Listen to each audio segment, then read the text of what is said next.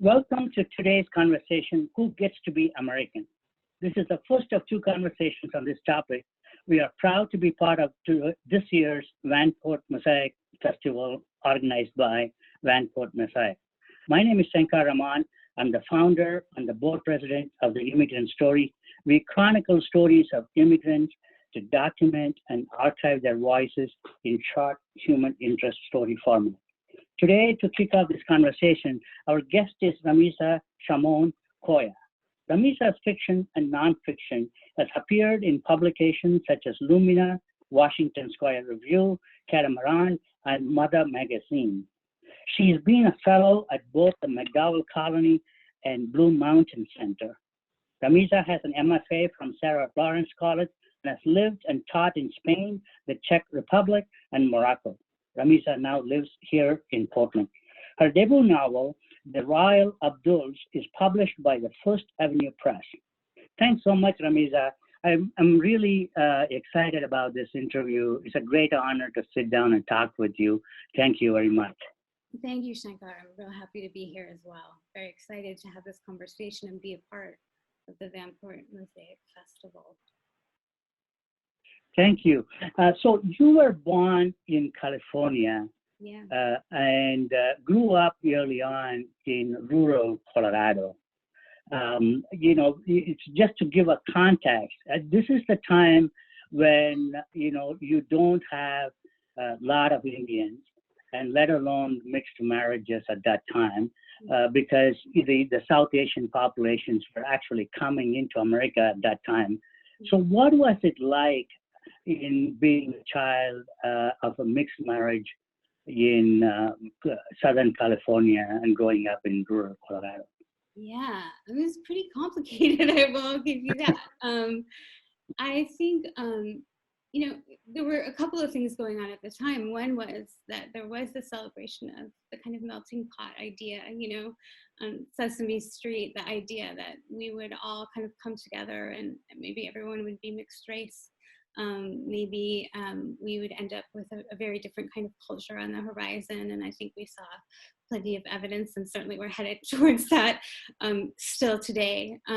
At the same time, it was a time that, open racism was acceptable. And I definitely struggled with that, moving from California to Colorado, where it was much less diverse and also much less progressive. And so it was a little bit of a shock to kind of arrive in a place where people didn't get me at all, didn't even understand that Arabic was a language, or that, what was an Indian, we had to say things like Gandhi Indian so that people understood we were from India, because there were Native Americans. They weren't talked about much, but we had to try to differentiate. And I didn't grow up with my dad, so I didn't learn Hindi, and I didn't get all of the sort of culture that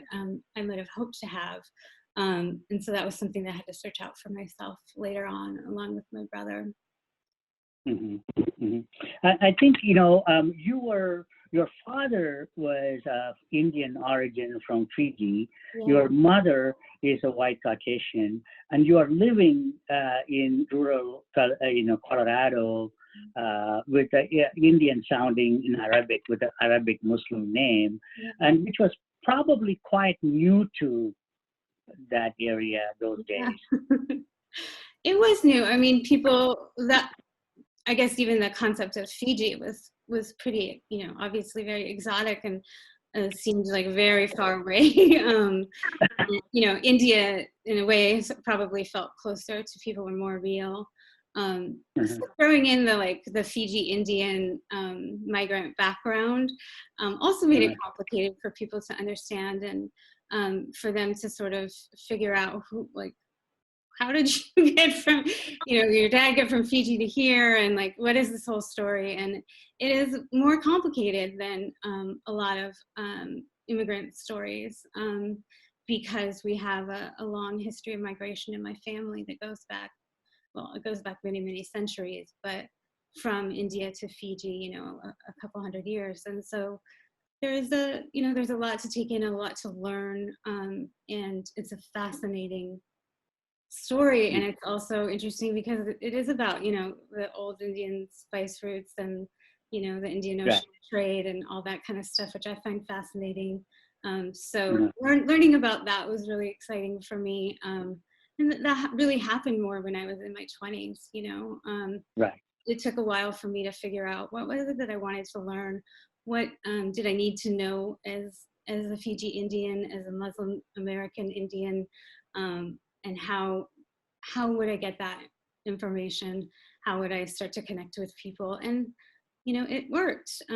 It wasn't easy, but it's possible. I think people search out their identities in all different kinds of ways, and sometimes it's very straightforward and sometimes it's not. In my case it was not, but I'm really happy that I did do this kind of work to try to establish a relationship between myself and my family in Fiji, and also for my daughter. Really wanted her to know her family and who they are, and they adore her. And so that's been great. I feel like we've kind of successfully bridged some of that gap, and she feels really attached to her family in Fiji now, which I love. Yeah. You were mentioning something that a lot of Americans in general, for that matter, a lot of us do not really appreciate or understand. You are talking about the migration, long family migration of your particular multi-generational family history. In particular, though, a lot of people do not understand how the Indians, under colonial times, went to Fiji or, some of the Caribbean islands here, close to America, for, plantation workforce, basically. And then, for you with having that kind of history, did it force you to start questioning identity earlier on, or is it something that you have to agree and understand later on? I think it's a little bit of both. I think you have to acknowledge the particular history. So it's pretty hard to understand if you don't understand what the sugar plantations were and what colonialism is. Those things do matter in telling the story. But I also think, we've talked a little bit about this, it's a story of multiple identities, right? So we're talking about, my father was born in the Fiji Islands, right? So is his father. My older brother was also born in the Fiji Islands, but only lived there for 2 years, right, as a baby. So we have all of these different perspectives on what it means to be an immigrant, both an immigrant first to Fiji and then from Fiji to the US, right? And then my dad didn't stay, so he's technically was not an immigrant. He came for school. Eventually he left and went back to Fiji.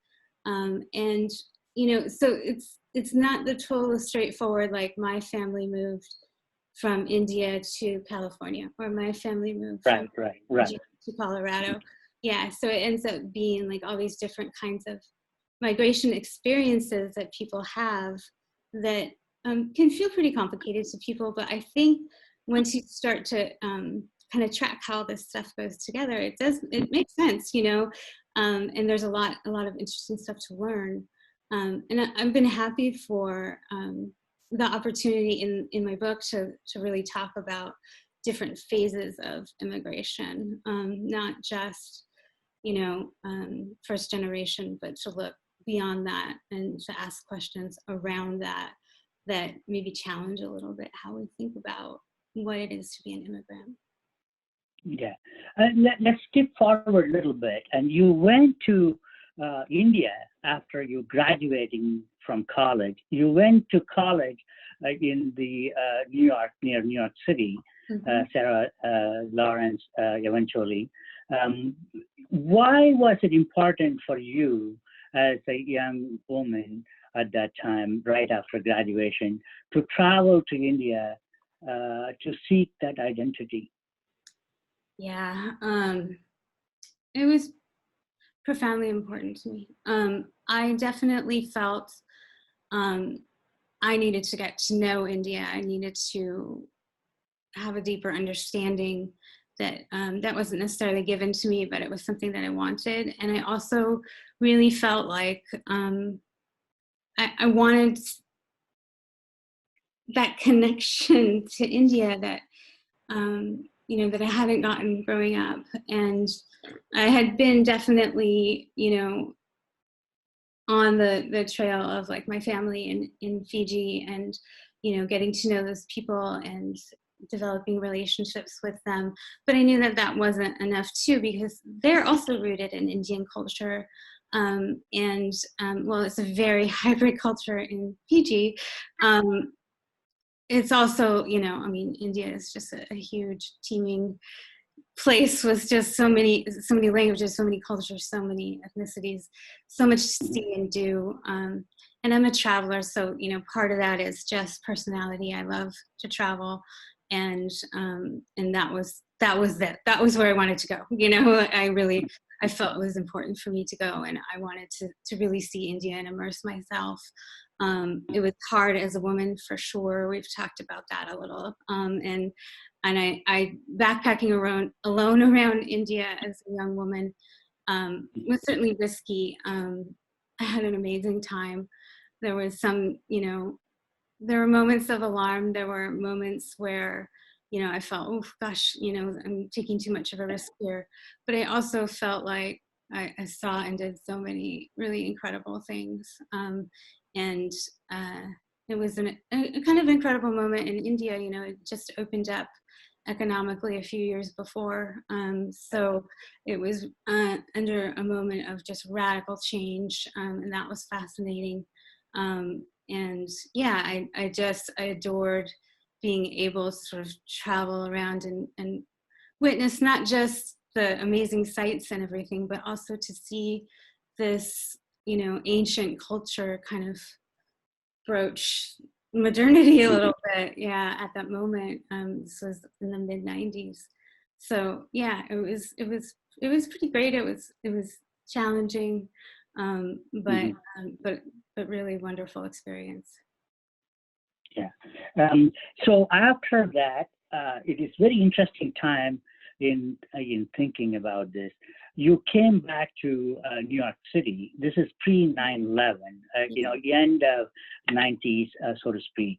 You were living there at that time. You know, historically, though, I thought at that time you really the U.S. is becoming multiracial, especially New York City, becoming very multiracial, very used to seeing brown folks in New York City.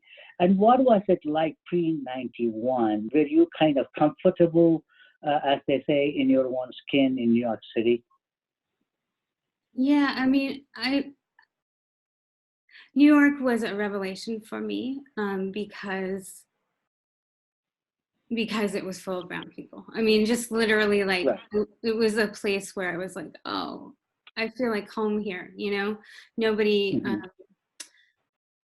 nobody sort of challenges, you know, my right to be here. They're just, you know, so many brown people, so many languages, so much going on here. And I really loved that from the very first time that I went to New York and I knew that I wanted to live there.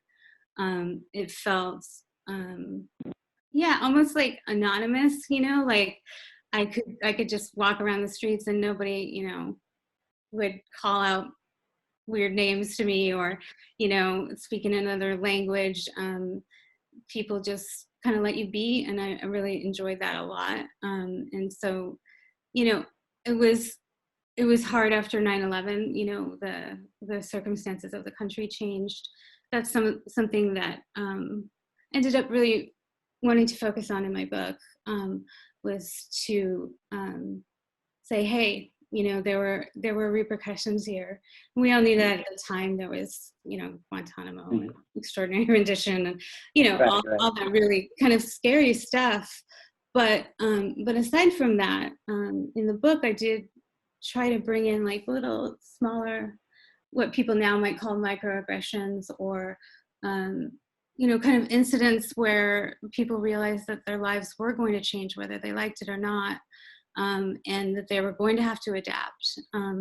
And I think that was hidden a little bit. So, some of the really popular novels that are based like post 9/11 are for the most part written by white writers who are New Yorkers, well-off New Yorkers. But there were repercussions for Muslim Americans across the country. And people did have to adapt to that, and people had genuine fears. People saw, what they had anticipated or hoped for in their lives change. And so, that stuff was really real, and I wanted to make that real. I wanted people to be able to identify with that. Right. And you are, talking about the book. Just before that, the book talks a lot about the hybrid zone. Yeah.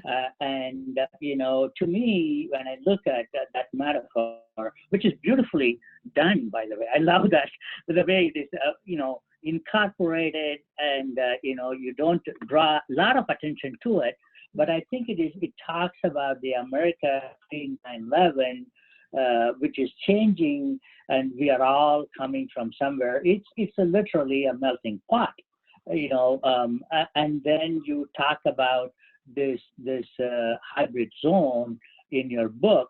And what does it mean to you? It's it seems like it played a major role for you. It did. It was this, obviously, as you mentioned, it's the central metaphor of the book.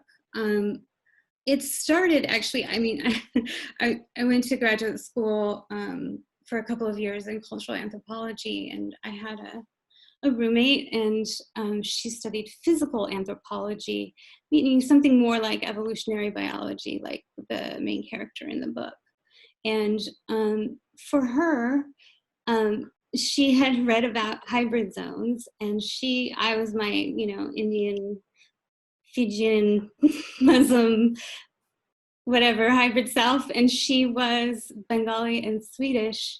And she said, we should call our apartment the hybrid zone. And so we called our apartment the hybrid zone, and we had a lot of fun with that.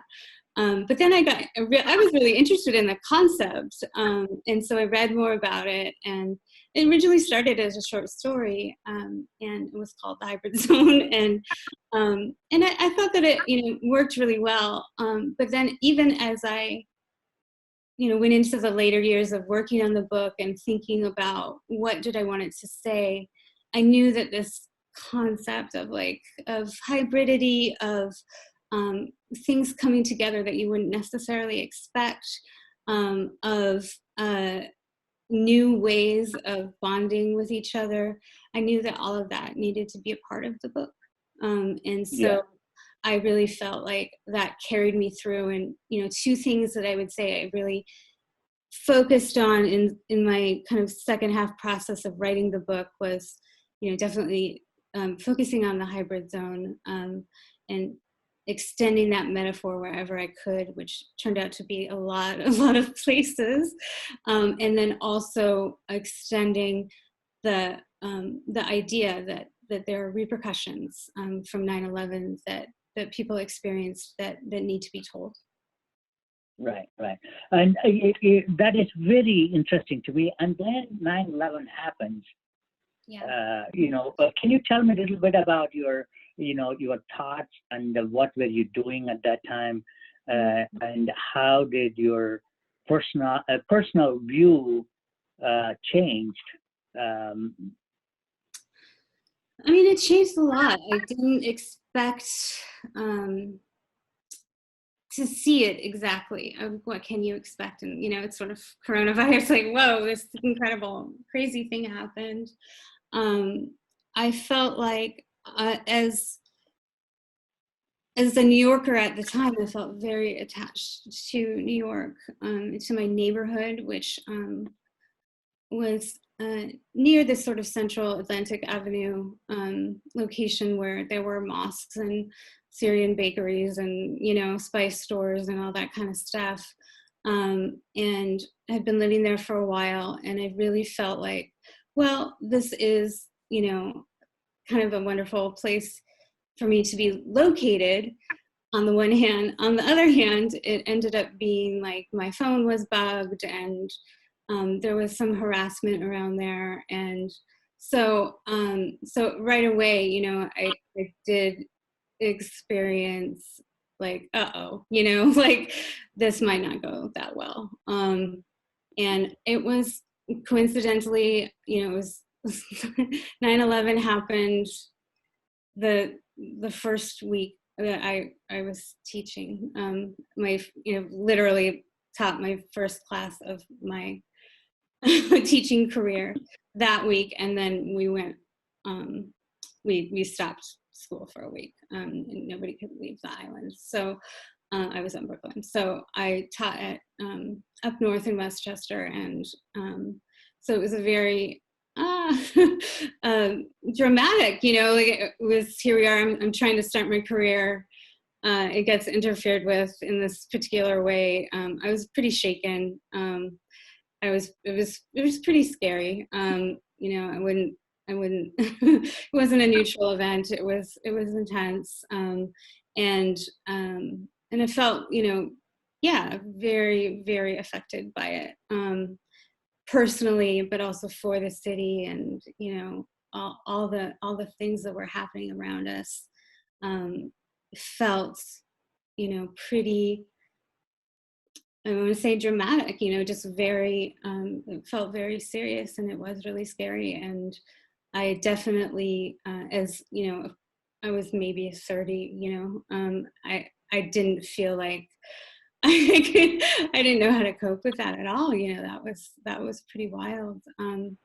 But I did, you know, and New York did. And I think about that kind of experience, you know, today as we self-quarantine each other and, like, you know, try to work out how do we do this? You know, you just have to do it, you know, and it does, you figure it out. And I feel that way about the quarantine right now. I feel like, yeah, we're gonna figure it out. There's gonna be changes, but it does, if you're patient, it does. Yeah. But I think, you know, it was suddenly you are being questioned as an American, and America seems like, you know, suspicious of Muslim identity at that time. You know, that has continued for a while. You think about it a lot, and it comes through in the book in variety of ways. And what was your personal, you know, feeling about that, you know, at that time, you know, looking back and reflecting on your life in New York City? Yeah. I mean, I definitely felt, I don't know what to say, attacked, but I mean, it felt like the city was under attack, and that this concept of what it might mean to be American might be under attack. And I hadn't had a prominent, like, Muslim identity. I had a little bit of one. I did a little bit of research at NYU on Muslim student identity. You know, I studied Arabic, you know, like I had been kind of slowly bringing these pieces in, and to kind of discover, like, oh yeah, now people don't want to hear about this now, you know, they don't want to associate with Muslims. And I felt that whenever I left New York City, feeling like, you know, all the American flags were out, and people were kind of like stating their, you know, America's for Americans, and you're not American, and, you know, all that kind of stuff. So it felt hard to confront that. That's not the America I wanted. That's not what I was hoping for. And that wasn't what I was planning for. So it immediately became a little bit more challenging, and a little bit more, I guess, I had to had to break away from some of my own assumptions and try to figure out, what is it that I want here, and what is it that I want to express, and what do I want to be recognized for, and what's my identity here is going to be important. Yeah, I read somewhere you often recall a young boy called Omar at that time in a schoolyard. Yeah. Tell me about Omar. Omar, the boy in the book, has this sort of precursor. I was teaching for Teachers and Writers Collaborative, which is similar to Writers in the Schools here, which I know you know about, where we would go into schools and teach creative writing. And in New York, we actually did it in elementary schools as well, whereas here at Literary Arts, we just do high schools. So worked with all ages. And my first day at a school down in Chelsea, I saw a little boy, and he was being left to himself, bullied a little bit, and had a broken arm. He had an arm in a cast, and he seemed really angry, and his teacher was very off him, like, this kid is a problem kind of thing. And I looked at him and thought, this kid looks like he's been pushed off, some playground equipment and bullied and harassed because his name is Omar, and it's post 9/11. And I have like a little scene in the book that kind of showcases Omar when he's really young, kind of play acting 9/11 and getting in trouble for it. So the real Omar at that school was somebody who I really identified with, and I spent some time with him.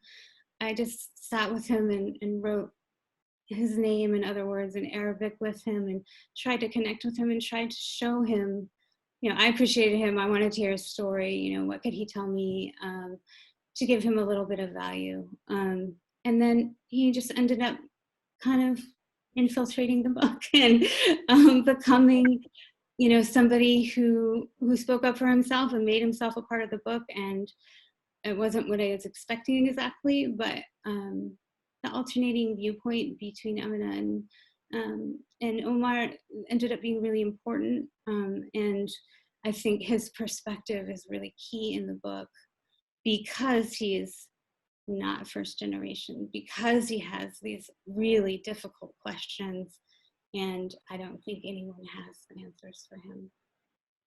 Right.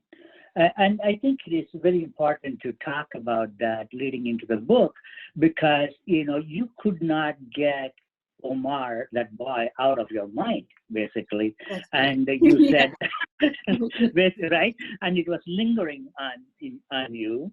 And you decided to give him a voice, in your next 15 years that it took you to finish this book. You wanted to elevate this voice. Why was it important to you? I felt that he had this way of asking questions and insisting on answers that pushed everybody, and everybody needed to be pushed. So his voice was really the voice of, like, why am I not American, right? Right. Why don't I know this stuff? Why, what does it mean that people make a face when they hear my name? What does it mean that, people are uncomfortable around me? What does it mean that I don't have this knowledge from my parents because they chose a different path? And then that pushes on a larger sense of American identity, and that, how long do you have to be in America to be American, right? How long, does it ever, the fact that you have brown skin, is that ever discounted? Is there ever a sense that, like, that doesn't matter anymore? And I think for him, he's starting to sense it all matters, but it's not by his choice. You know, he's very much kind of in this situation where, you know, his parents are very assimilated, his grandparents are very assimilated. His aunt is trying to help him, but is also very assimilated. And, you know, and there's nothing wrong with that. It's only that for him, you know, he doesn't have something to fall back on. And so he also is kind of stuck in the searching mode. And, you know, so is she, so is Mo, you know, like everybody's trying to figure it out, and there's no easy answer for anybody. And I like that he is of the age where he asks those questions. You know, he doesn't have that sense of, oh, it's wrong, or just don't say it or ignore it, as many people do. He instead just goes right in. He's like, what is this? Why is this? Yeah. Can you tell me more about this? You know, like that. Yeah, I think the let's talk about the book. You know, tell me, when is it going to be released, and how to get that book. The book is titled The Royal Abduls, and it is, you know, we are just now supposedly getting released officially. Tell me a little bit about the release of the book and availability. Sure. Well, it had an unconventional release in many ways. One issue is that I have stage 4 cancer. So initially, when we got a prognosis about that, my publisher, Laura Stanfill at Forest Avenue Press, said, you know, you're going to have an experience with this book. And we're going to make sure that you see your book out and that you share in some of the conversation around it. So she negotiated an early release of some books that came out in February, which was a delight. I got some interviews out of that. I did some nice events, and although we had to cancel the book launch itself, I still felt like I got plenty of attention around the book, and it was really wonderful of her to kind of push that forward and make it so that I could share in this experience. But now here we are. I'm still here, and we have the official national publication date, which is May 12th, next week, and during that we'll see kind of all the fruits of what Laura put together in terms of, you know, publicity and interviews and things like that. So there'll still be more, a couple more interviews. There'll be, you know, this coming out. There'll be some other ways that people can interact with the book, that we're not doing a traditional book launch anymore. And then the book is available in Portland and has been since February. Though it's sold out a couple of places, but it's available to order at Powell's, at Annie Bloom's. And it is available at Broadway Books. And then now it's available pretty much nationally starting next week. Anybody who did a pre-order will receive their book, and it'll just be available at bookstores nationwide. So anybody can get it starting next week. Yeah, it is very interesting. So let's talk about this book for a second. In this book, the character Omar is 11 years old, yes. And he, you know, it is set post 9/11 around Washington D.C.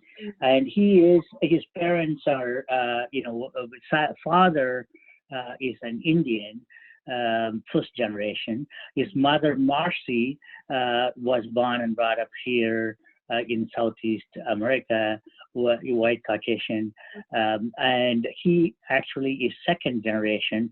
It really deals with Amina, who also is a scientist working in a very misogynist, sexist, male-dominated research institution, which is a pretty common place for a woman to find herself doing work at those days.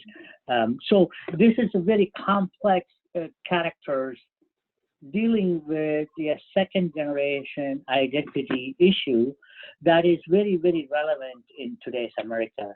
But it is, you know, obviously you would recall there are a lot of literature written post 9/11 about Muslim American experiences. But why is this book important?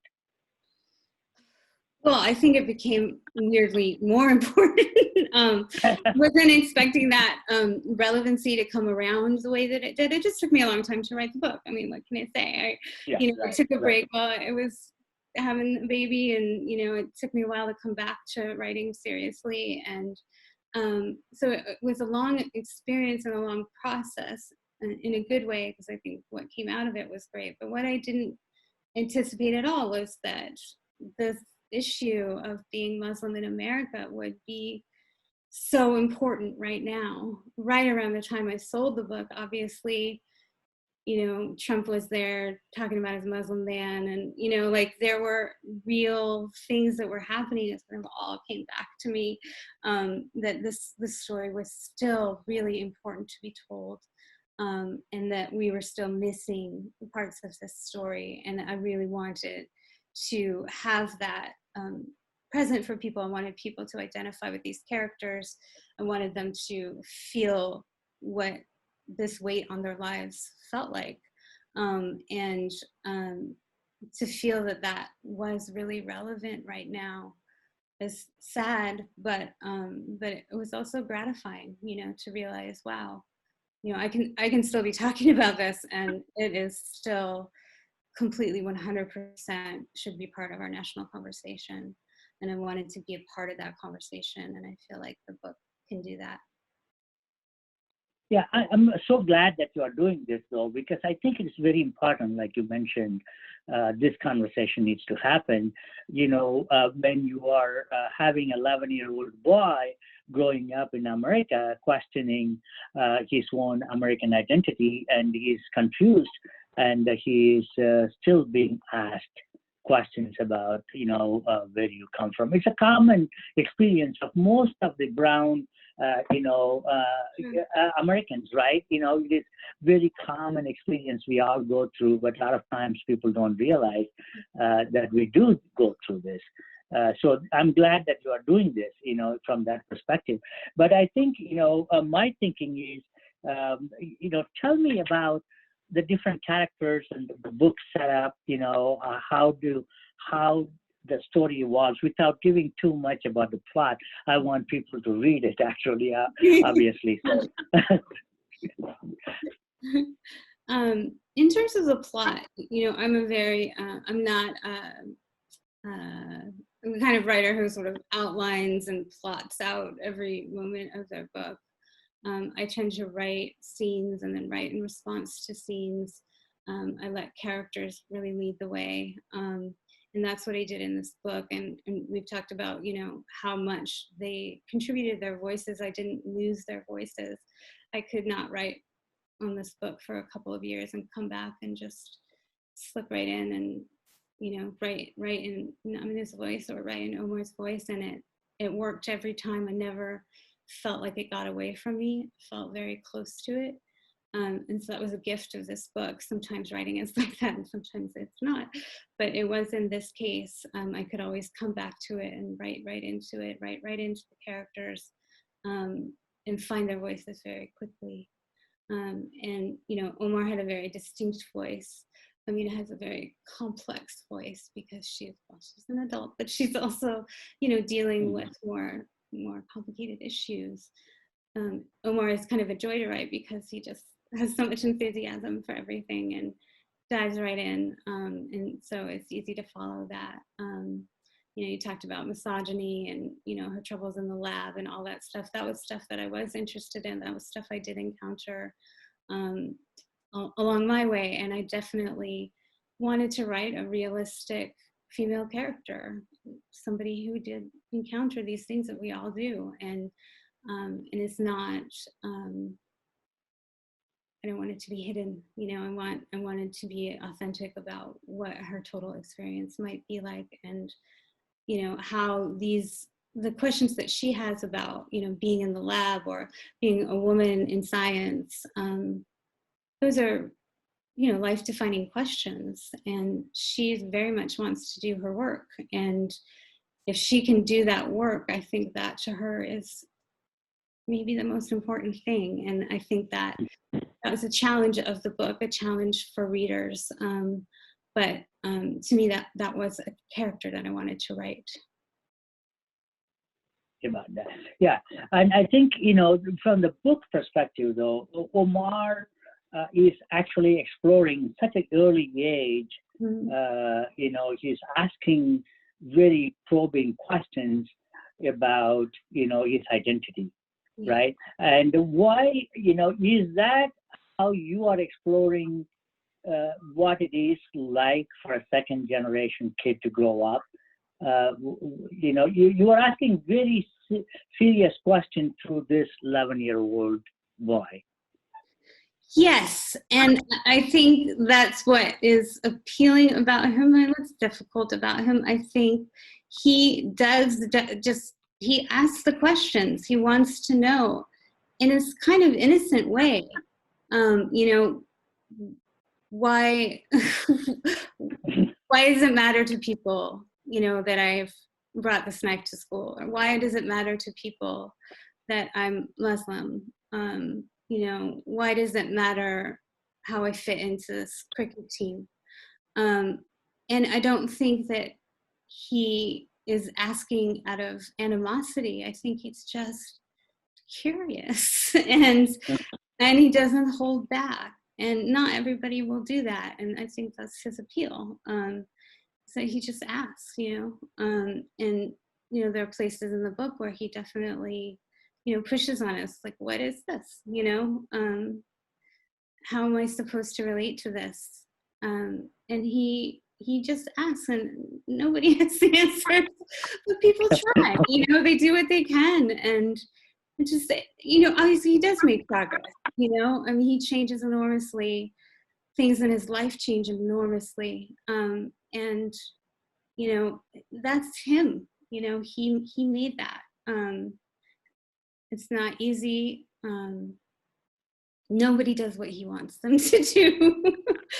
It's common as a kid. And, he's a little frustrated, but he's also, I think, a gifted and, incredibly enjoyable individual.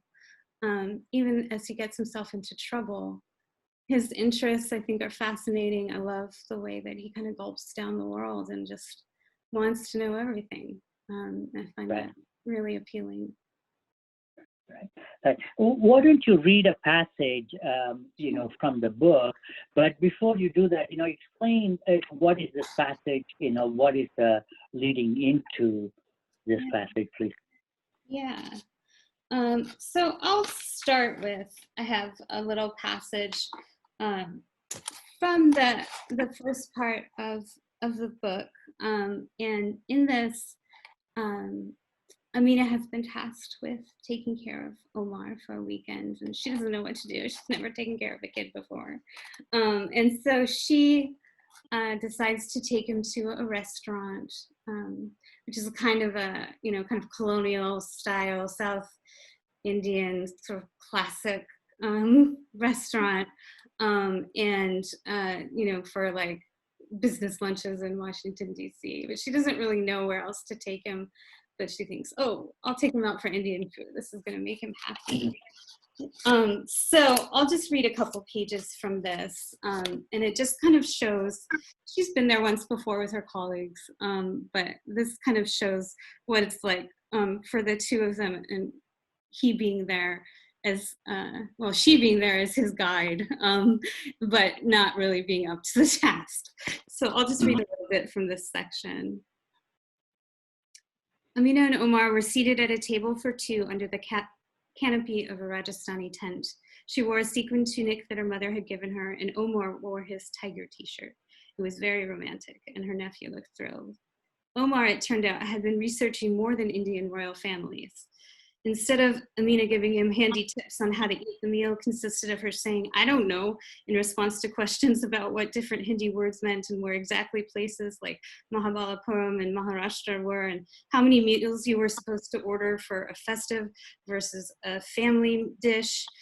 After they had finished struggling with the menu, he started pointing at things around the room and asking what they were. The cheetah and monkey, she then realized, was not really an Indian restaurant at all, but rather an imitation of a 19th century colonial idea of what an Indian restaurant was. There were old antique artifacts all over the place, and they probably all had a use at some point, but she didn't know what they were. they finally asked the waiter, who was about 17, sexy, and quite probably Pakistani. "Can you tell me what is that?" Omar asked, pointing. His accent was muted, but still present. He was pointing at a wooden piece with lotus shapes cut out of it. The sexy waiter looked puzzled and sucked his teeth.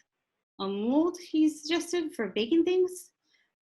"I thought people didn't use ovens in India," Omar asked. He had a real worried look on his face, like he'd gotten something wrong on a test. "Yeah, that's actually sort of true." The waiter nodded, looking surprised to discover this fact in his head. "Don't know, kid. There's lots of stuff here, you know what I mean?" Omar nodded like this is a great and portentous truth, and the waiter exited with a look of relief. Amina and Omar both practiced eating with their hands, which made for some amusing moments. Amina gave up the gulab jamun, which was gooey with sugar syrup, but Omar picked these up too and licked his fingers afterward. The conversation lagged once Omar realized she didn't have all the answers to his Indian trivia questions.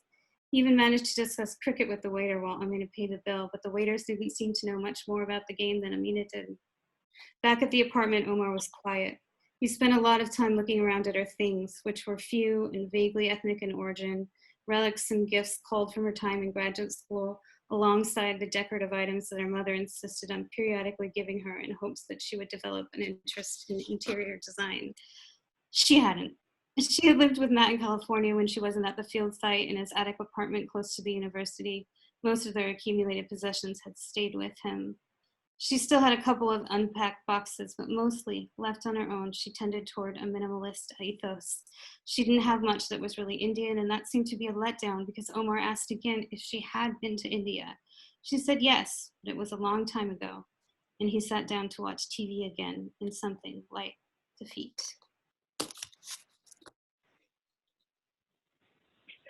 You know, you talked a lot about food and food scenes in your book, really, and it seems like you're connecting the identity through the food, which is very, a very good way.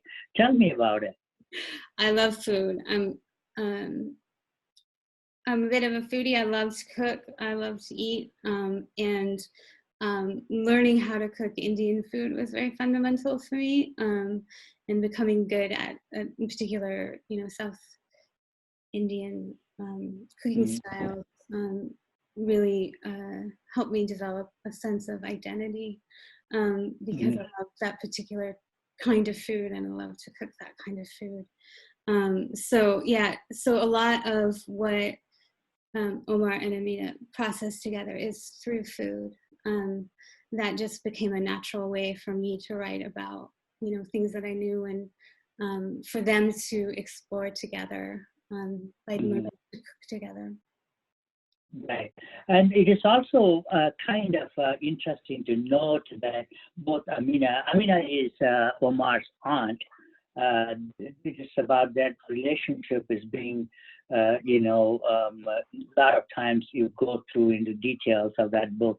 It's really, both of them, Amina being a first generation and, Omar being second generation, they are getting away from the food, the culture, the language. You are in this part. You are actually saying those things. About the states, difference between the states and languages.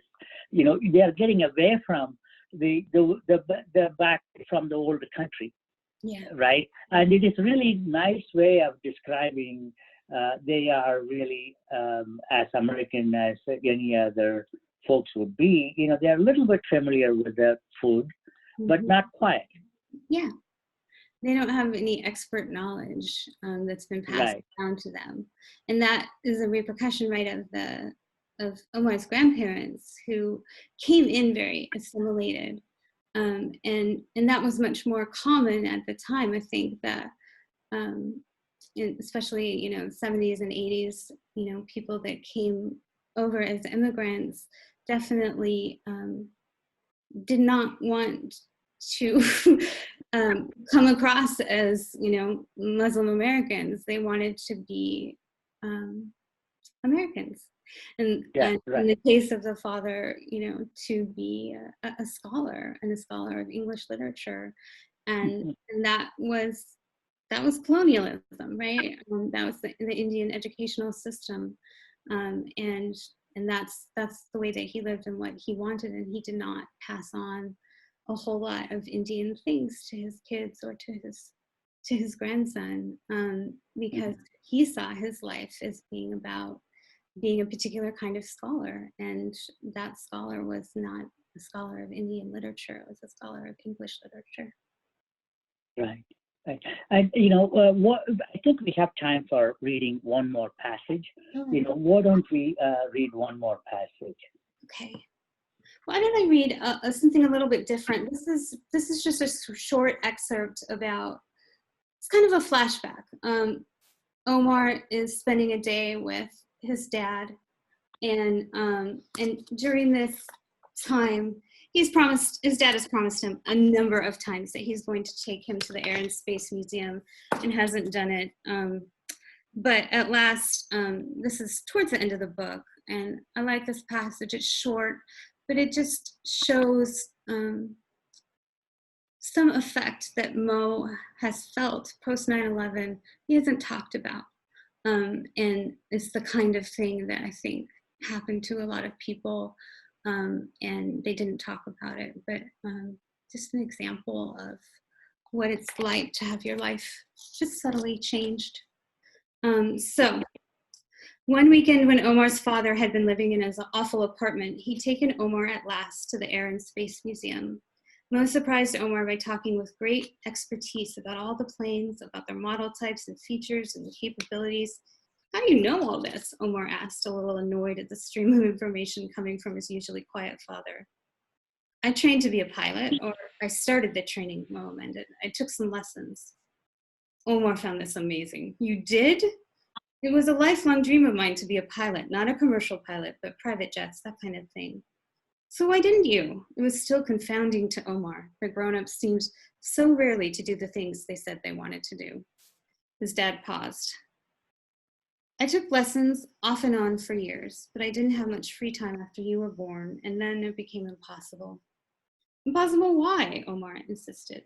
Mo looked up at the sky for a few moments, studying it as if he expected to see the answer there. September 11th happened, he finally said. I had only a few lessons left to get my certification, but after that, I knew I would never get it.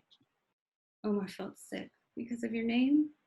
His dad wagged his head from side to side in slow motion. Because a guy with a Muslim name and background with no particular reason to fly was going to be under suspicion. So I quit. You shouldn't have. You should have finished and learned to fly so they would know there's nothing wrong with you. Maybe, his dad said. Maybe so, but I didn't. I decided that was one dream that would never come true. And this was what Omar wondered now, after everything that had happened. Which dreams were the ones he was supposed to give up on? And which were the ones he was supposed to fight for? What strikes me in this is, as a parent, Omar is at an age 11, which is similar age as your daughter now, second generation also a child, right?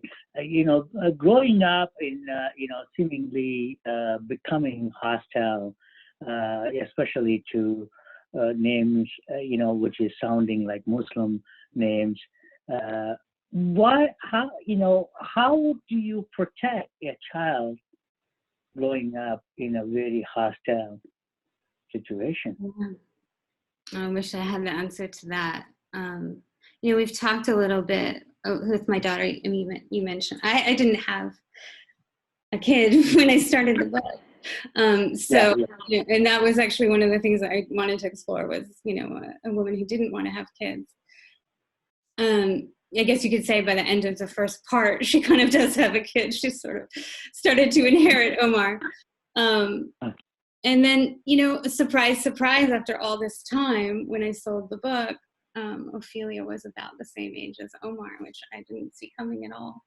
And so we've had some conversations about, what does this mean? Like we talked about the Vanport Mosaic Festival, and what does it mean to be a brown person in America? What does it mean for her? At what point does she think maybe, people will overlook that, or won't be important in the same way that it is now?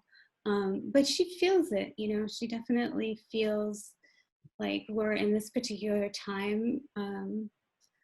When Trump was elected, she was very upset, and she took it very personally. And these things are hard to help a child negotiate through. There's no pretty way to do it, because there are really ugly things out there, and you have to know that that's true. When I was growing up, in the 80s, like, I definitely, I knew there were white supremacists and anarchists and people who really did not like people of color. And, all these years later, here I am in Portland, Oregon, and you have the Proud Boys and, these different manifestations, and that's all still real too. So, for her, she's, as we all as a country, got to figure out how to make all this go together, and how to make it possible for her to have a life that that is open, that that she can really work through and really figure out how she wants to live. And of course, that's my hope, for anybody with kids. That's what you want them to have the opportunities, and you want them to find a place of belonging in this country. And I hope that she does. And, I believe that she can.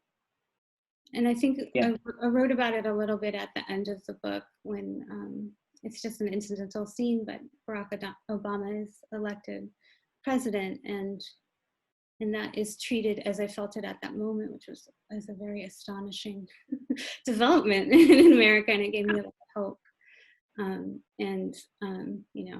Things have changed since then, but that was a very helpful moment. Yeah. Yeah, I think we have a few minutes, but I think the real story, when I look at is look at you and listen to your history of migration, and as well as reading the book, I was really fascinated by your own family history of migration. We didn't go into the details of that discussion at all here, but briefly, what fascinates me was, when I look at the name Koya, coming from an Arab-sounding name, really early on with the sea voyage in the Arabian Sea, coming to the western part of India, and then taking another sea voyage going to Fiji, and your father perhaps came right after 1965, the Immigration Act changed, in 747 to U.S. And here you are, the Arabic-sounding name, and you traveled everywhere you went. Your daughter was born in Morocco. You were traveling in India, finding yourself, so to speak, and finally came to Portland. Yeah. Is Portland home to you? Does it feel like you are found some kind of settling effect on your life? I have, not quite in the way that I expected. I didn't, when we moved to Portland, I moved here with my ex-husband. We moved here, he had a job at Lewis and Clark, he still does. And that's why we came here. And it was not a place that I'd ever been before, but I thought it sounded fascinating and like a cool place to live. So we thought, we'll try it out. And I do feel like it's been successful for me as a place to sort of settle. You can have obviously a wonderful lifestyle here, and I found work that I loved. So I don't think that Portland is like my place. It's not a place that I identify with in the same way that I did, for example, New York, or even Morocco, where people just assumed I was Moroccan because I looked very Moroccan. So those were different kinds of experiences. I don't think anyone views me as a native Portlander. But I've found a lot of ways to be a part of this community, and the community honestly has found ways to reach out to me and support me. And this is obviously an incredible literary community that we have here. And that kind of thing has really warmed me to living here, to feel how much people love books, how much people support writing, how much I love my work at Literary Arts. You know, all that stuff has added up to a very satisfying life here. And I'm real happy that I decided to just settle in and see it through, and you know, see this kid, you know, grow up in this neighborhood has been fantastic. And so yeah, I'm happy with what I've gotten out of Portland for sure. Thank you, Ramiza. Is there any final thoughts before we close? Do you want to share with us? Just, you know, I hope that you'll read the book. I hope you'll think about these characters as, you know, people that you can deeply empathize with. And I really hope that people are inspired to care about each other and to approach this moment with compassion. Thank you so much, Ramiza. I think it was a great pleasure talking with you today. You know, it was a great conversation. It's a tough question, and I think we need to continue to probe this conversation. Thank you very much.